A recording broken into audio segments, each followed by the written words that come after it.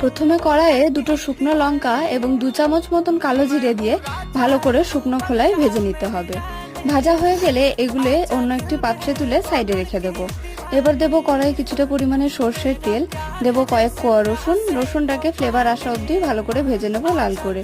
তারপরে দেব কুচনো পেঁয়াজ, কুচনো লঙ্কা এবং সামান্য পরিমাণে লবণ দিয়ে পেঁয়াজটাকে কিন্তু ভালো করে লাল লাল করে ভেজে নেব। পেঁয়াজটা ভাজা হয়ে গেলে এখানে আমরা দিয়ে দেবো কুচি করে কেটে রাখা মিষ্টি কুমড়োর পাতাগুলো প্রত্যেকটা দিয়ে ভালো করে আমরা ভেজে নেব। কিছুক্ষণের মধ্যে দেখতে পাবেন পাতাগুলো পুরো নরম হয়ে এসেছে। এভাবে রান্না হয়ে গেলে কিন্তু এবারে আমরা শিলে বেটে নেব আগে থেকে যে শুকনো লঙ্কা আর কালো জিরেটা আমরা ভেজে রেখেছিলাম সেটা। ওটা বাটা হয়ে গেলে যে পাতাটা আমরা ভেজে রেখেছি সেটা কিন্তু বেটে দুটোকে মিক্স করে নেব। এভাবেই তৈরি হয়ে যাবে গরমকালে খাওয়ার জন্য পারফেক্ট একটা ভর্তা রেসিপি। অবশ্যই ট্রাই করে দেখবেন, আর ট্রাই করে দেখলে আমাকে কিন্তু জানাতে ভুলবেন।